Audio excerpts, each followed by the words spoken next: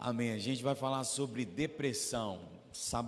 Domingo passado a gente falou sobre ansiedade. Quem esteve aqui no domingo passado, essa ministração ainda está no canal do YouTube da Igreja Nova, Sou Igreja Nova. Você pode depois, com o tempo, e eu aconselho a você a ser ministrado por esse tema que é de suma importância para a vida de todos nós. E a depressão também, de fato, é um assunto relevante, um assunto que nós não podemos deixar passar despercebido, quer seja em nós ou próximo a nós, se tratando de pessoas, porque isso tem sido uma realidade que tem crescido cada vez mais. E eu quero trazer uma palavra à luz da Bíblia para o seu coração sobre essa temática. E eu quero fazer uso das palavras desse salmista, no Salmo 142, versículo 7, aonde ele diz o seguinte: olha, ele pede algo para Deus: tira a minha alma do cárcere, tira a minha alma da prisão, para que louve o teu nome. É um pedido que o salmista faz ao Senhor, e esse pedido está ligado a uma prisão que a sua alma se encontra. E eu posso, afirmar categoricamente que este homem estava em um estado depressivo, porque de fato a depressão é uma prisão, é um cárcere, se tratando da nossa alma. E olha só, o assunto que iremos abordar hoje é extremamente importante, é extremamente atual, é extremamente necessário para todos nós. E é sobre esse assunto, depressão, que nós iremos conversar nessa manhã. E eu começo dizendo o seguinte: a depressão é um dos problemas sociais mais grave nos dias atuais, nos dias de hoje. É isso mesmo, é um dos mais graves nos nossos dias. Um teólogo, um escritor, um homem de Deus chamado Andrei Solomon, ele escreveu um livro com o título O Demônio do Meio-Dia, é o título do seu livro. E esse livro diz que a depressão é como você engolir o seu próprio funeral. Ele diz nesse livro que ele escreveu, chamado O Demônio do Meio-Dia, que depressão é como vestir uma roupa de madeira, que depressão é como um parasita que suga todas as suas energias. Quem disse isso foi Andrei Solomon, um grande escritor cristão, que escreveu esse livro com o título O Demônio do Meio-Dia. Olha só, a depressão nos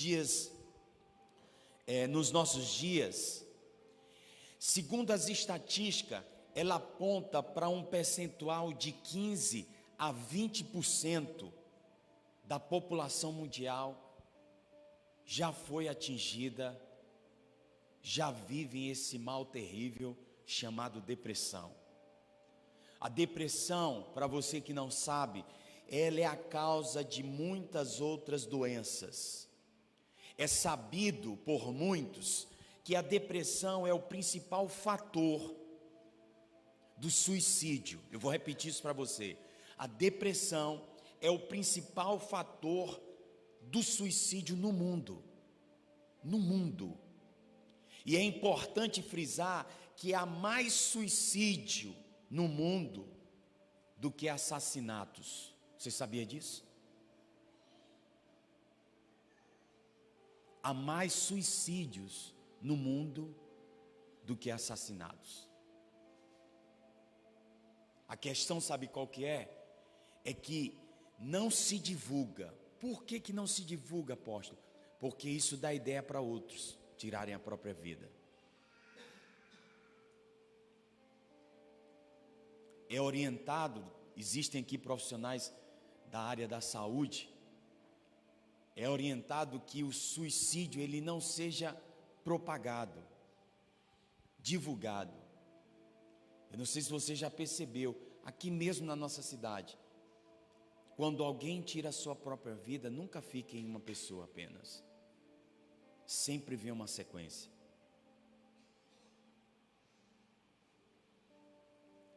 Mas guarde isso, há mais suicídios no mundo do que assassinatos.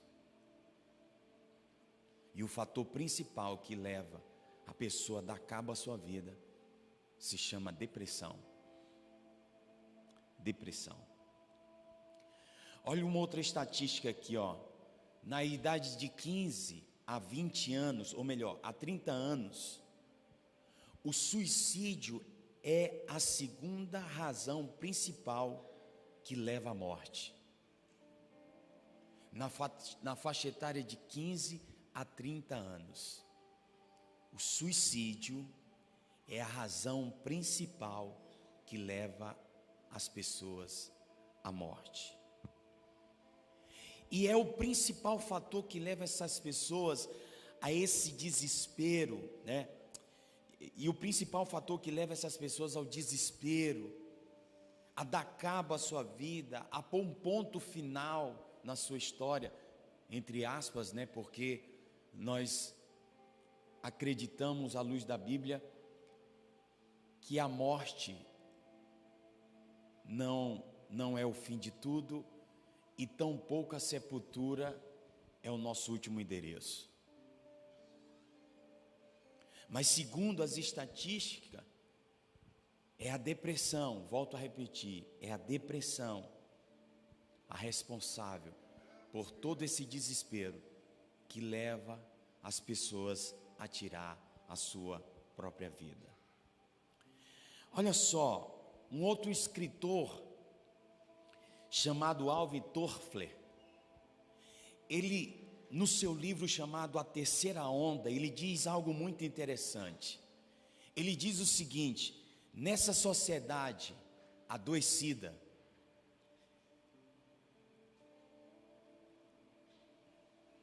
de destrutura familiar, de desespero existencial, de avanço das drogas, nessa sociedade promíscua sexualmente falando, da despersonificação do ser humano, nessa sociedade onde muitos vivem a solidão e sobretudo nos grandes centros urbanos, Alvin Toffler, ele diz que a depressão tem um canteiro fértil a florescer.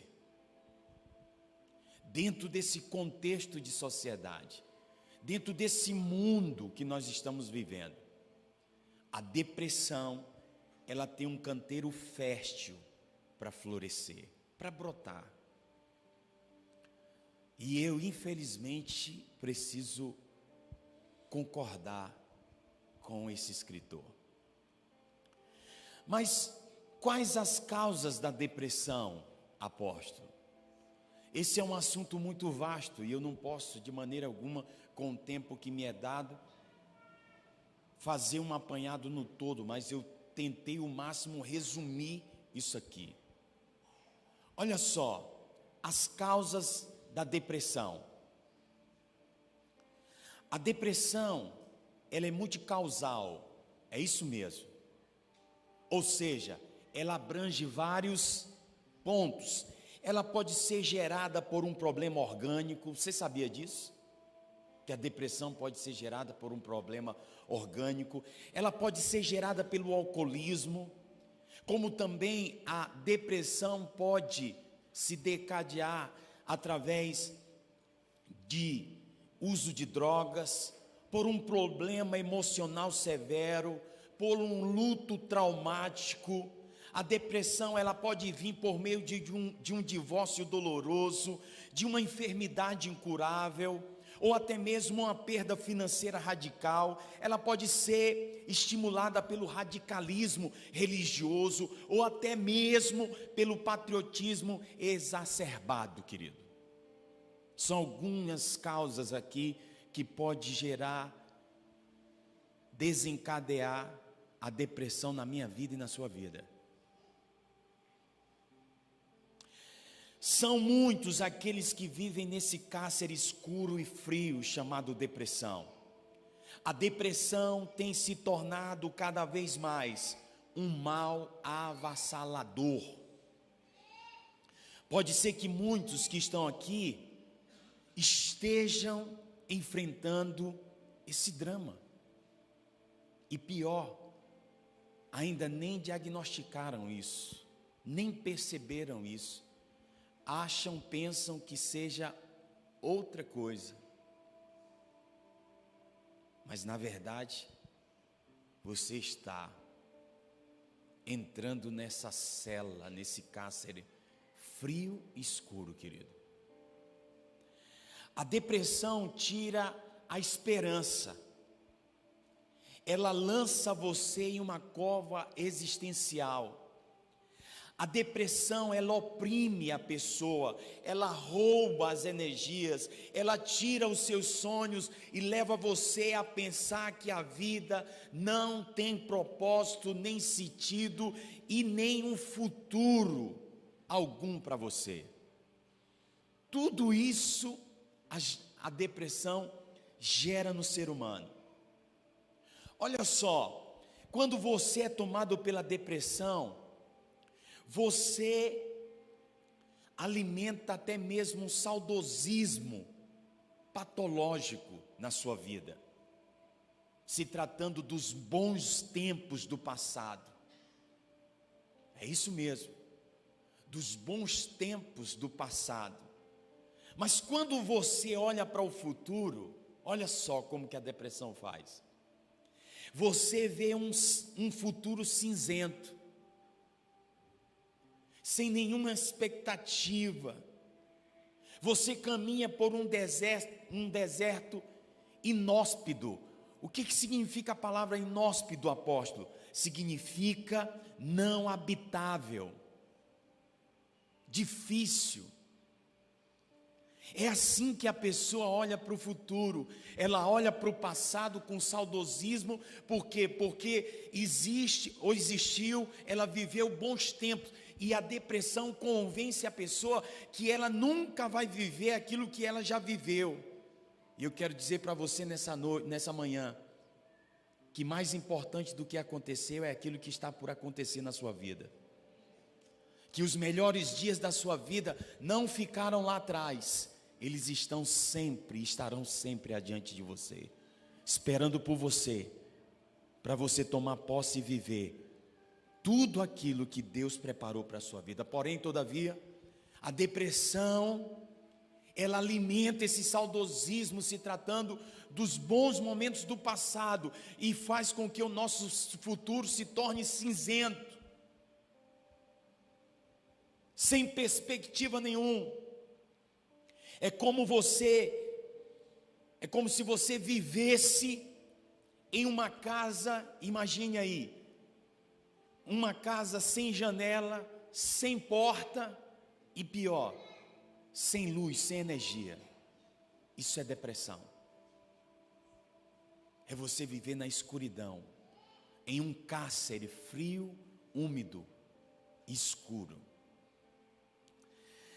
Muitas são as pessoas vitimadas pela depressão, e é devido a isso, começam a flertar com a própria morte, e fazem isso porque estão convencidas que não tem mais saída para o drama da depressão que ela está vivendo. É terrível, é assustador a depressão. É bem verdade, igreja, que até no nosso meio, no meio evangélico, escute isso, existem alguns equívocos em relação à questão da depressão. Por exemplo, o famoso pregador neopentecostal chamado Tele Osby afirma que a depressão é demônio. É uma afirmação desse escritor. E eu estou falando de equívocos no nosso meio. Olha só, É fato que, se afirmarmos isso, que a depressão é uma possessão maligna, é uma ação demoníaca sobre a vida de uma pessoa, se afirmarmos isso, se concordarmos com isso, nós colocamos um peso ainda mais do que essa pessoa que está vivendo uma depressão está carregando. Porque ela já carrega um fator ou alguns fatores que a levaram à depressão, e ainda por cima está sendo posta sobre ela mais uma grande e pesada. Porque imagina só, você saber que em vez de você ser morada do Espírito Santo, você é habitação de demônios. É terrível isso. É terrível saber que existe um espírito maligno na minha vida, que eu sou possuído por um espírito, por um demônio. É terrível. Se a minha vida já está difícil, se os meus dias já estão complicados, imagina só eu sabendo disso, alguém dizendo isso, alguém com tamanho peso sobre a sua vida, em ser um pregador, em ser um pastor. Imagine só o apóstolo Neto chegar para você e dizer que você tem demônio na sua vida, que você é um endemoniado, que você é uma endemoniada, sendo que você não é, sendo que você não tem nenhum demônio. Isso no mínimo vai tirar teu sono, isso no mínimo vai mudar alguns hábitos da tua vida. Os teus dias não serão tão prazerosos, você sabendo isso da minha boca. E o que pesa mais é porque você vai dizer assim para si mesmo, ou alguém vai dizer para você: olha, se ele falou que você tem, é porque você tem, porque ele é um homem de Deus, porque Deus usa ele, porque Deus fala por meio da boca dele. Então é quase que 100% que você vai acreditar que existe um demônio, uma pombagira, um Zé Pilintra, um tranca-rua, sabe? O que mais que a galera gosta de dar nome aí? Exu Caveira, um capeta aí.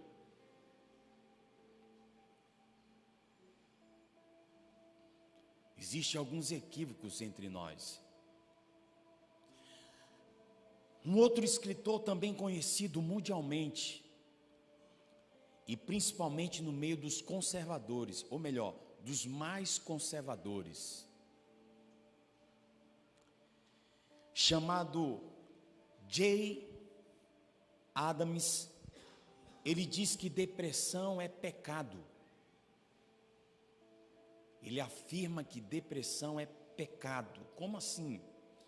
Ele diz que a pessoa está colhendo o que ela plantou de errado, ou é uma colheita de algum pecado que ela não confessou.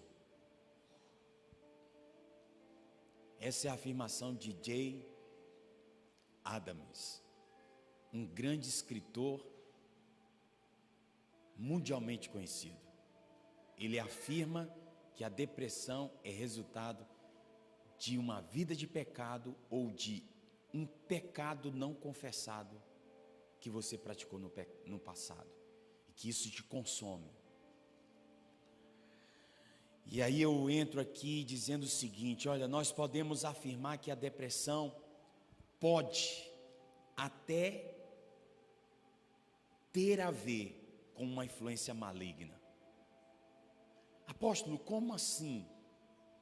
A depressão, ela pode ter a ver com uma possessão maligna? Eu vou dar um exemplo aqui para você. Por exemplo, uma pessoa que vive no ocultismo, uma pessoa que vive mergulhada na feitiçaria, pode sim, eu afirmo a você agora, ela pode sim enfrentar uma depressão como resultado desse envolvimento. Ela pode, porque lá ela vai se frustrar, lá ela vai se decepcionar, ela vai buscar respostas, ela vai procurar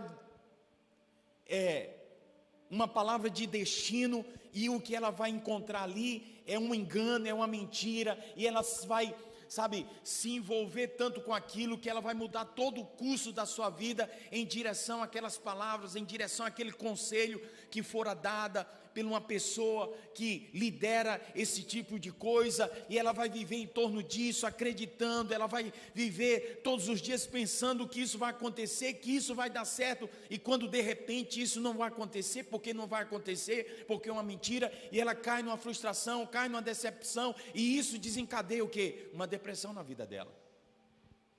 E tudo isso uma influência maligna, porque a Bíblia diz que o diabo é o pai da mentira. Imagina só você viver a vida toda acreditando numa mentira, como se ela fosse uma verdade, e no final da sua vida, no momento que você mais precisa que isso seja uma verdade, isso vem como um descortinar diante dos seus olhos, diante da sua mente, do seu coração, como uma grande mentira. Imagine só como que vai ser a sua reação. Imagine. É terrível isso. E o diabo, ele usa desses meios, desses modos, para influenciar, para nos levar a um cárcere, a uma prisão, porque o intuito dele é exatamente isso, é fazer com que eu e você não vivamos aquilo que temos para viver, se tratando do propósito que Deus estabeleceu para as nossas vidas. E uma das ferramentas, e um dos modos e maneiras, e uma das formas que ele tem usado para isso não acontecer é mentindo, enganando, trapaceando. Ele fez isso com Eva, ele fez isso com Adão, ele fez isso com tantas outras pessoas, e ele tem feito e continuará fazendo com muitos que der ouvidos à sua mentira como forma de verdade. Então eu preciso concordar sim, que há uma possibilidade sim, de uma influência maligna sobre a vida de alguém que está depressivo, uma vez que essa pessoa, ela está mergulhada em feitiçaria, aonde ela está envolvida com o ocultismo, com outras coisas que você sabe muito bem do que eu estou aqui me referindo. Também é verdade, igreja, que uma pessoa que esteja vivendo no pecado, ou tenha um deslize moral, e guarda isso no seu coração secretamente, essa pessoa também é um candidato em potencial a mergulhar em uma depressão, porque o pecado, ele nos leva a resultados desastrosos na nossa vida. O pecado pode nos levar sim a arrancar de nós a esperança, a fé, a perspectiva, o desejo de continuar e tantas outras coisas. Por causa desse deslize moral, por causa desse pecado cometido, nós nos desanimamos, nós perdemos o ânimo, nós deixamos de acreditar. Quantas pessoas não estão vivendo hoje a apostasia? O que é isso, apóstolo? Ora, é o negar a fé. Uma pessoa que esteve um dia no altar pregando, cantando, anunciando, indo nos presídios, nas esquinas, nas praças, em todos os lugares, pregando o evangelho, anunciando o amor de Cristo, e hoje negam esse nome, e hoje fazem descaso desse nome.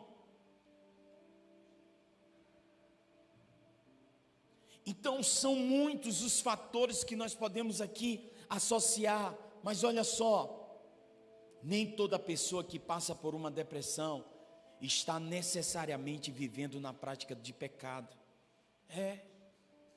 Porque se a depressão fosse resultado do pecado, e quantas pessoas eu conheço, você conhece, que não estavam vivendo na prática do pecado, que não tem nenhum pecado secreto guardado, e que estão com depressão. Por exemplo, uma pessoa piedosa pode sim, ela pode enfrentar uma dolorosa depressão, existem tantos por aí. Pode ser que aqui mesmo, nesse ambiente, esteja uma delas, piedosa, generosa, mas que está depressiva. Aí eu entro aqui na Bíblia, para falar sobre um grande homem mesmo, e chego a dizer a você que é o maior dentre os profetas. Apóstolo, por que o Senhor diz que ele é o maior dentre os profetas? Você lembra do texto dos evangelhos, aonde fala do Monte da Transfiguração? Igreja Nova, no Monte da Transfiguração, quem ora aparecera ao lado de Jesus, na direita e à esquerda? Quem que apareceu? Moisés e Elias. Gente, por que não apareceu Davi, Abraão, o pai da fé? Por que não apareceu Enoque, o homem que Deus tomou para si? Por quê? Você já se fez essa pergunta lendo a Bíblia? Por que eles dois, Moisés e Elias?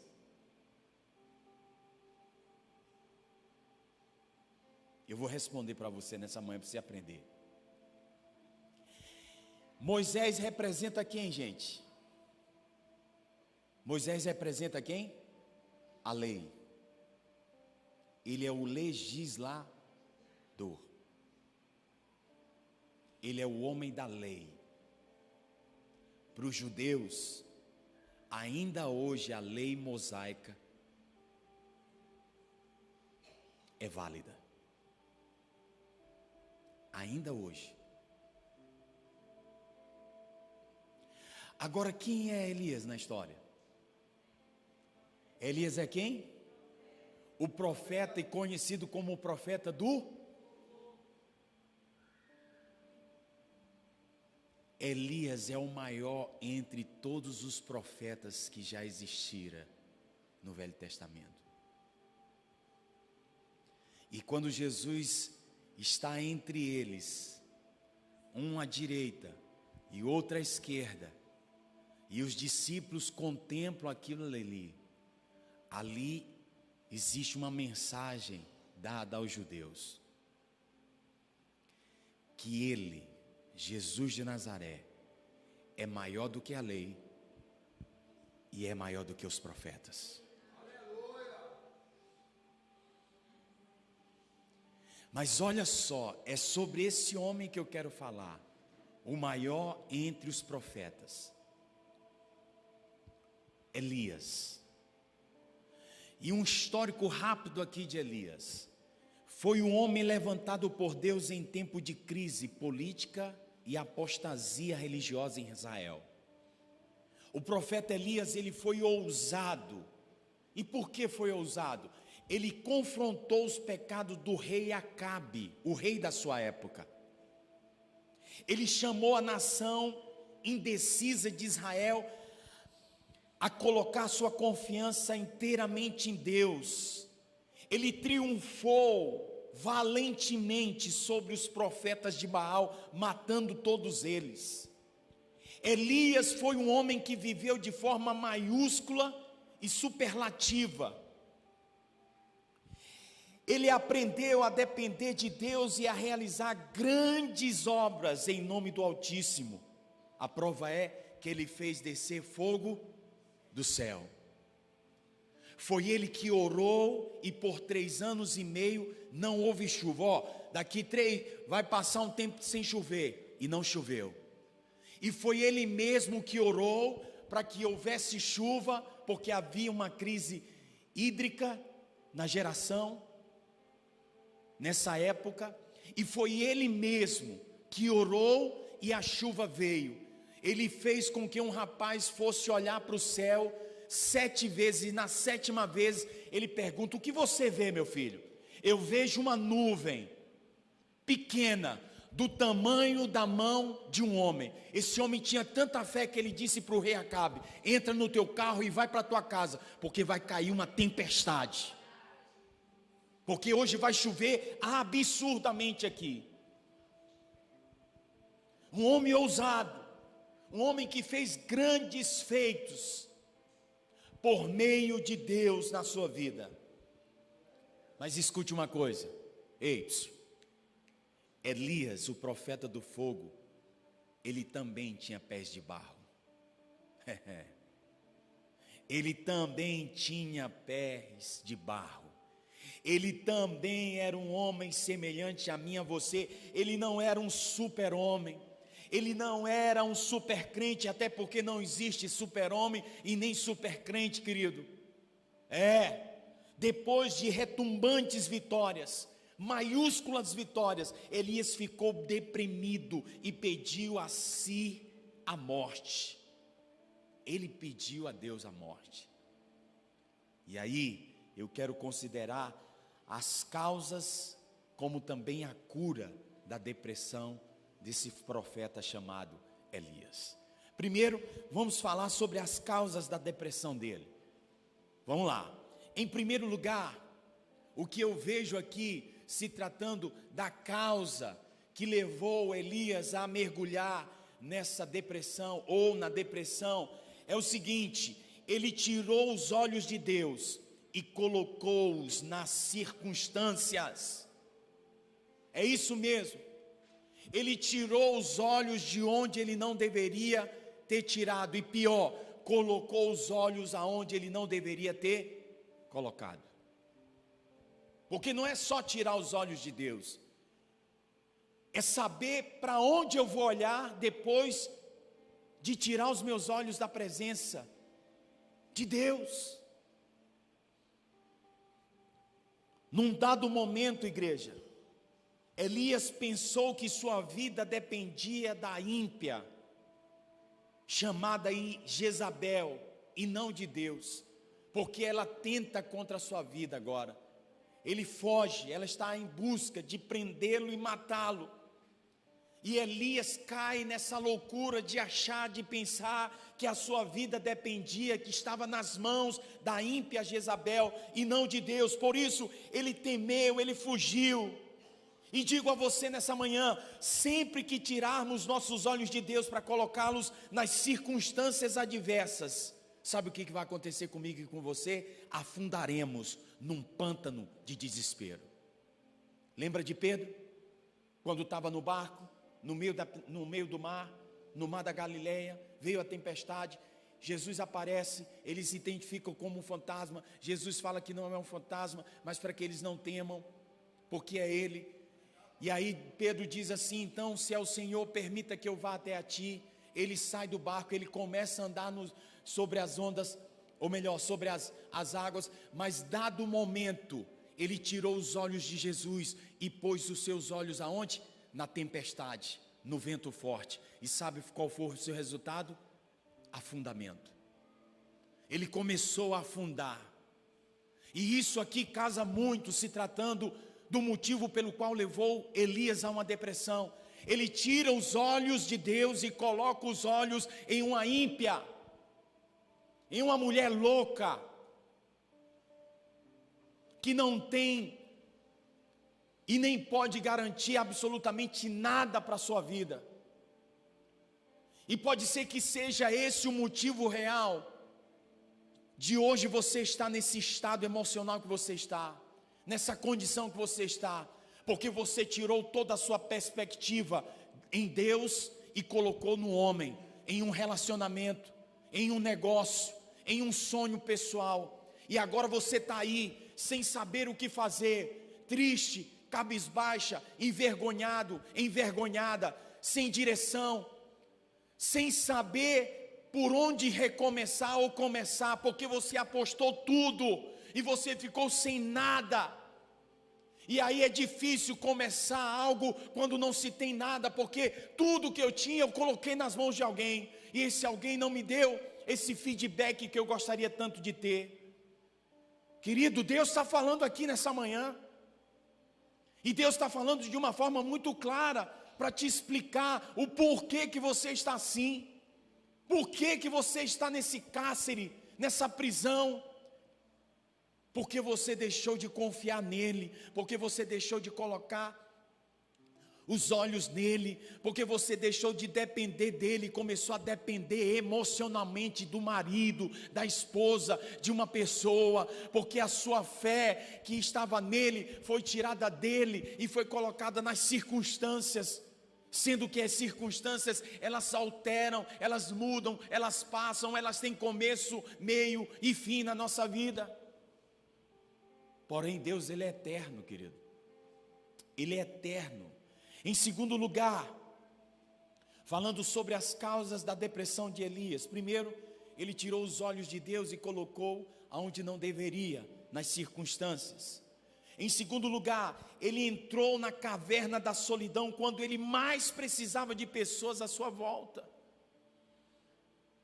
Ele, fugindo de Jezabel, ele correu e se escondeu, se isolou em uma caverna escura, úmida e fria. Igreja, a depressão nos prega essa peça, qual? Quando mais precisamos de companhia, queremos nos trancar nos quartos escuros. Elias, ele dispensou o seu moço, o seu auxiliar, porque naquela época, todo profeta tinha um auxiliar. Todo profeta tinha alguém ao seu lado. Não é um menino de recado, é um auxiliar. Mas ele fez, sabe o quê? Dispensou o seu moço, quando ele mais precisava da presença dele. Isso é terrível. Você já percebeu que uma pessoa depressiva, ela sempre busca o isolamento? Ela sempre busca um lugar escuro, de pouca luz, que não haja barulho nenhum. Deixa eu falar uma verdade a você. Todo isolamento é sinônimo de doença. Todo aquele que anda só está doente, querido. Deus não nos fez e nem nos chamou para andarmos só. Deus nos fez e nos chamou para andarmos juntos. Ó, quão bom e quão suave é que os irmãos vivam em união. Escute uma coisa aqui. O que aqueles 12 homens chamados discípulos e consequentemente foram titulados de apóstolos tinham para oferecer a Jesus? Deixa eu falar para você, se tratando do que eles eram. Alguns eram pescadores, na sua maioria. Outros eram publicanos, cobradores de impostos. Outros eram analfabetos de pai e mãe. Outros tinham uma vida simples, sem nenhuma formação acadêmica, sem nenhuma instrução. É esse o perfil dos 12 homens que Jesus convida, chama eles para andar com ele. A pergunta para você, Igreja Nova, nessa manhã é: o que esses homens têm a ensinar a Jesus? Você já parou para pensar sobre isso? O que esses homens têm a ensinar a Jesus? Eu respondo para você: absolutamente nada. Mas deixa eu te falar uma verdade. Jesus tinha tudo para ensinar para eles. Jesus tinha tudo para ensinar a eles. Jesus não andou sozinho, mesmo ele podendo andar sozinho, mesmo ele tendo poder para cumprir a sua missão sozinho.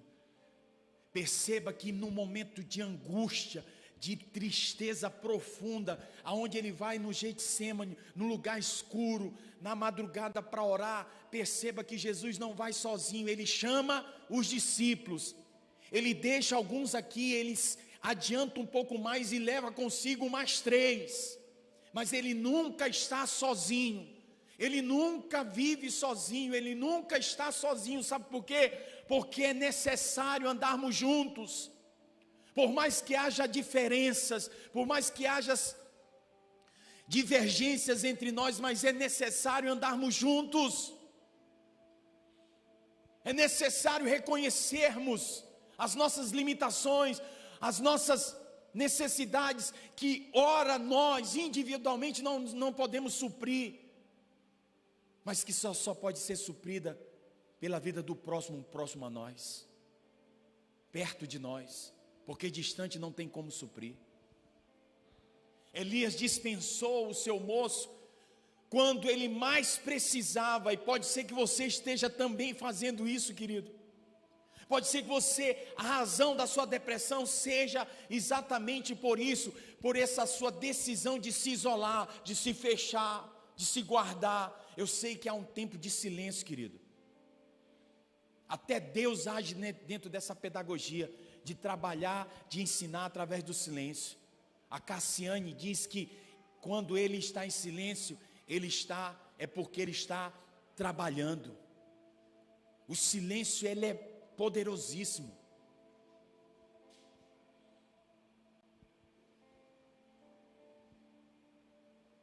Quando você não tiver uma resposta melhor do que o silêncio, permaneça em silêncio, porque silêncio também é resposta, não é omissão e nem negligência da sua parte, é sabedoria. Salomão diz que até o tolo, quando se cala, que fica em silêncio, é contado como sábio. Salomão diz em Eclesiastes que há tempo de falar, mas há tempo de calar-se. Há tempo para tudo, querido. Mas existe tempo que você não pode abrir mão de alguém para estar perto de você, para orar com você, para te dar uma palavra de motivação, de ânimo, de fé, de esperança. Essa é a segunda causa pelo qual Elias mergulha em uma depressão. A terceira, ele fez uma leitura extremamente pessimista da situação à sua volta. Como assim? Ele pensou que somente ele havia permanecido fiel a Deus naquela avalanche de apostasia.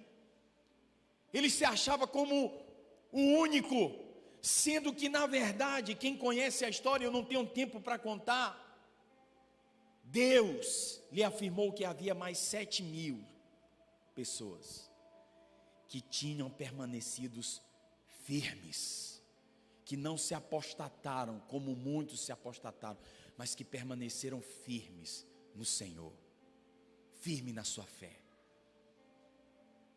Às vezes a gente se sente assim, querido. Rapaz, eu estou sozinho no mundo, está todo mundo fazendo errado e só eu estou fazendo certo. E isso vai começando a mexer com a tua mente, com o teu coração. Será se eu estou certo mesmo? Porque, rapaz, está todo mundo indo para cá e só eu indo para cá. Será se todo mundo está errado e só eu que estou certo? Começa esse tipo de pensamento, e o inimigo trabalha nisso aí. Ele aproveita dessas situações, e aí a pessoa começa a pirar, começa a pensar coisas que não é para ser pensadas. Ela começa a alimentar pensamentos que não devem ser alimentados, e a situação, ela se torna muito complicada daqui a pouco. Em quarto e último lugar, se tratando da causa da depressão de Elias, ele perdeu completamente a perspectiva do futuro. Elias pediu para si a morte. Ele julgou que o melhor tempo da sua vida havia ficado no passado e que o seu futuro só lhe reservava um aspecto de desespero e nada mais. E ele mergulha em uma depressão, porque ele acredita agora que os seus dias não têm mais sentido e não tem mais razão, e por isso ele pede a morte, e por isso ele busca em Deus a morte. Querido, eu não sei se você está vivendo esse drama de pensar e achar que os seus dias daqui para frente serão dias terríveis, sem sentido, sem nenhum resultado positivo. Eu quero dizer para você nessa manhã que grandes coisas estão por vir, que grandes coisas vão acontecer nos dias que virão na sua vida. Grandes coisas estão por vir, Grandes coisas vão acontecer neste lugar. Grandes coisas estão por vir. Grandes coisas vão acontecer aqui. E sabe por que eu creio nisso? Não é porque a minha conta bancária está bem gorda. Não é por isso. Sabe por que eu creio que grandes coisas estão por vir, grandes coisas vão acontecer na minha vida? Porque os meus olhos estão postos nesse Deus, querido. Porque a minha fé está firmada nesse Deus. E olha, deixa eu te falar uma coisa. De onde eu vim, e de onde Ele me colocou, e o que Ele fez para mim estar onde eu estou, eu não duvido absolutamente de nada do que Ele é capaz de fazer. Porque não era nem para mim estar aqui, ou era para mim estar puxando cadeia, ou era para mim já estar com os ossos secos, pela vida que me foi proposta, pelas condições que um dia eu me encontrei, se tratando da minha trajetória de vida. Ele já fez grandes coisas, mas o meu coração arde, e digo a você e compartilho com você nessa manhã, que Ele ainda continuará fazendo grandes coisas. E da mesma forma se trata da sua vida. Esse problema não é para o teu fim, essa situação vai passar, esse momento vai ter fim na tua história, e você vai ter um testemunho para contar, como contou o Luiz aqui, quando ele pensava que os homens iam tirar a sua vida, quando ele pensava que não tinha mais saída, Deus ouviu a oração dele, Deus fez com que aquilo que estava desaparecido aparecesse. Porque Deus é assim. E se Ele fez com esse homem, por que Ele não faz comigo? Se o próprio texto bíblico diz que Elias é um homem como todos nós somos, sujeito às mesmas paixões, está lá escrito em Tiago. Assim como Ele fez com Elias, Ele fará conosco. Então, digo a você, não perca a sua perspectiva acerca do futuro, porque grandes coisas o Senhor ainda fará na tua vida e através da tua vida, meu irmão. Sai desse cárcere, sai dessa prisão, faz como o salmista, me tira dessa prisão, Deus, porque eu quero louvar o teu nome, porque eu quero glorificar o teu nome. E quando ele diz eu quero louvar o teu nome, ele está dizendo assim: olha, me tira daqui, porque eu sei que o Senhor tem grandes coisas para mim viver, e eu vivendo isso, eu vou louvar o teu nome, eu vou dar um culto em ação de graça, eu vou testemunhar, eu vou engrandecer o teu santo nome.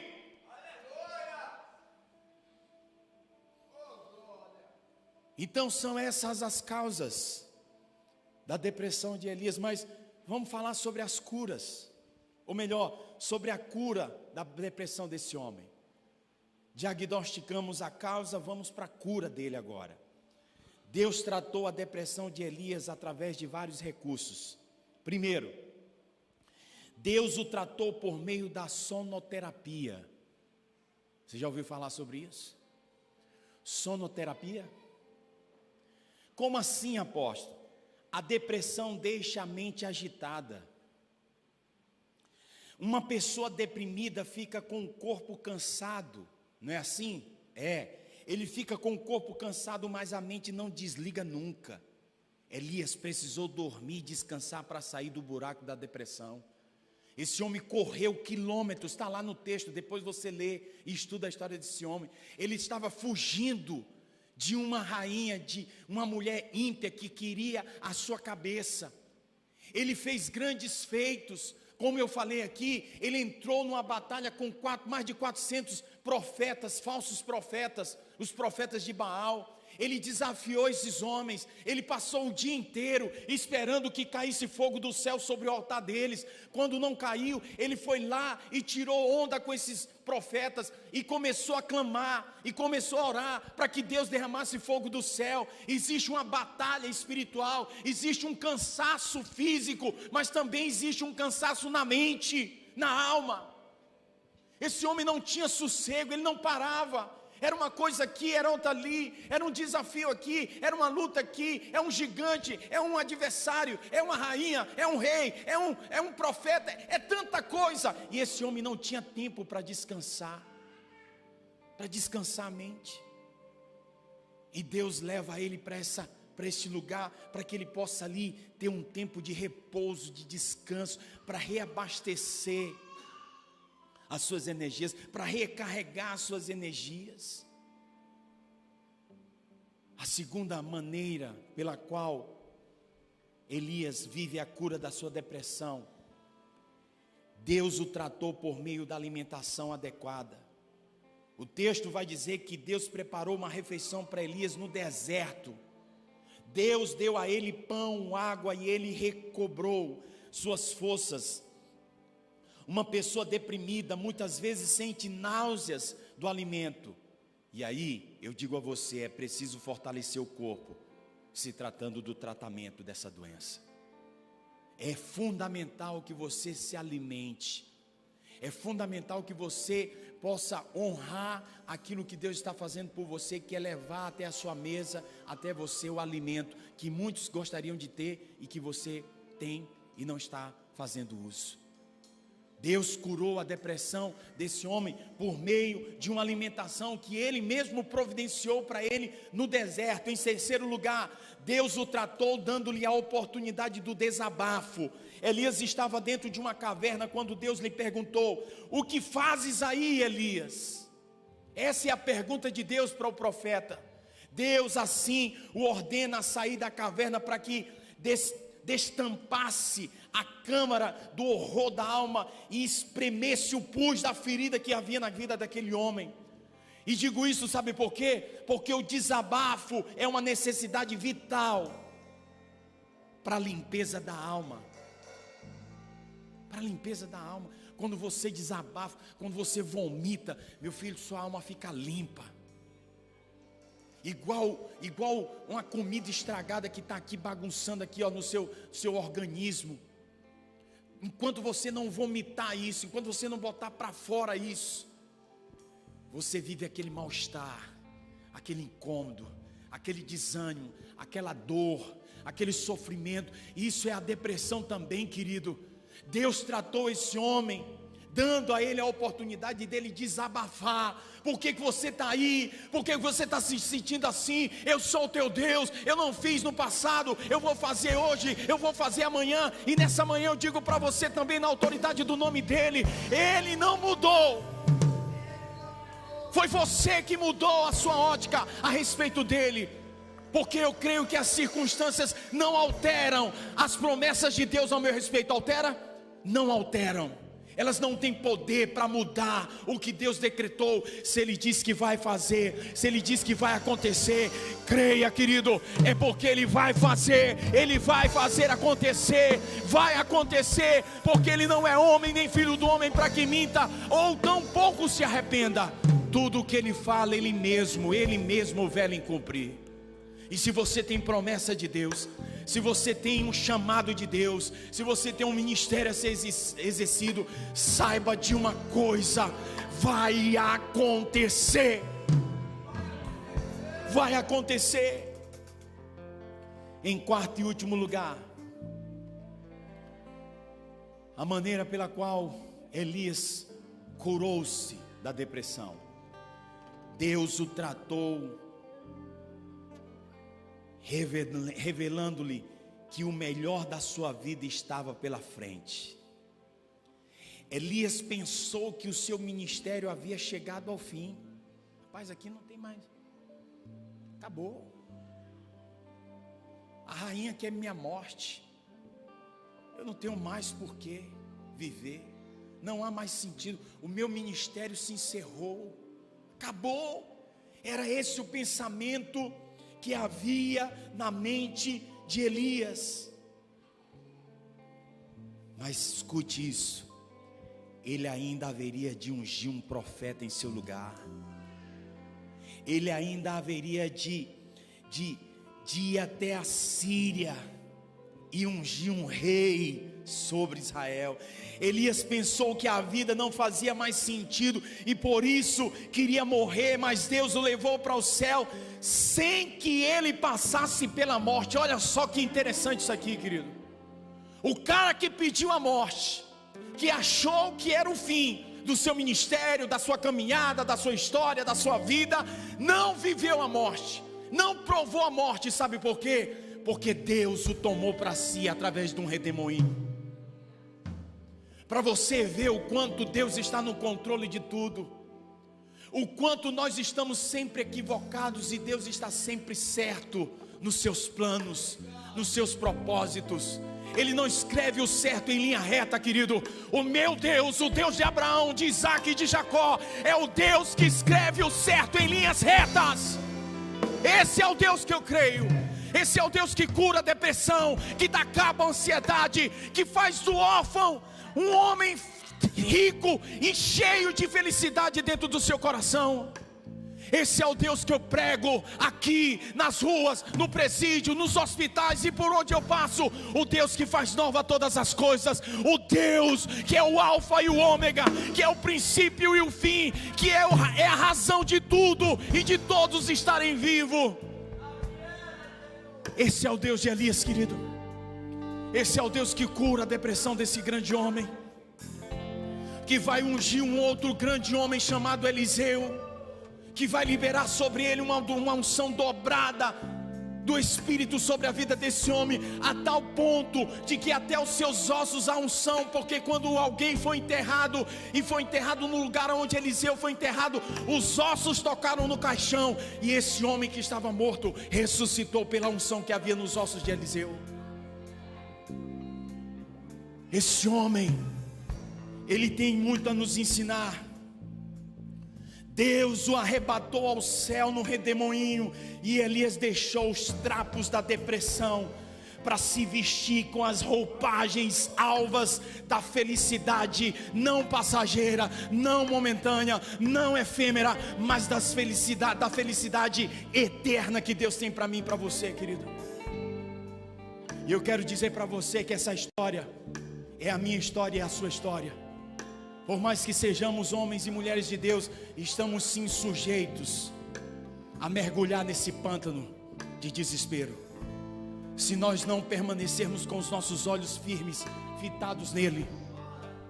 Se nós tirarmos a nossa perspectiva dele, a nossa dependência dele, e colocar no homem, na circunstância, no momento atual. Se nós não fizermos a nossa parte, como nos alimentando bem, fazendo uma escala, uma programação para descansarmos, para termos um sono saudável, restaurador. A Bíblia fala do sono restaurador. Quando precisarmos buscarmos um profissional que seja habilitado, que esteja pronto para nos orientar, para nos direcionar dentro de uma área ou outra. Nós precisamos fazer a nossa parte para que Deus faça a parte dele na nossa vida. É importantíssimo. E aí eu concluo com as palavras do salmista, aonde ele diz o seguinte: tira a minha alma do cárcere, da prisão, para que louve o teu nome, Senhor. É essa a oração que você precisa fazer. Se você está mergulhado nisso, me tira daqui, Senhor. Aqui não é o meu lugar. Ei, aí não é o seu lugar. Deus não te criou, Deus não te formou, Deus não entregou o seu filho para morrer naquela cruz para você viver neste lugar, nesse cárcere, nessa prisão. Não. Ele disse na sua palavra que conhecereis a verdade, e a verdade vos libertará. Ele nos chamou para sermos livres, e não escravos, não prisioneiros, mas livres, para adorar o nome dele, para glorificar o nome dele, para dizer quão grande é esse Deus, e quão poder existe no seu nome.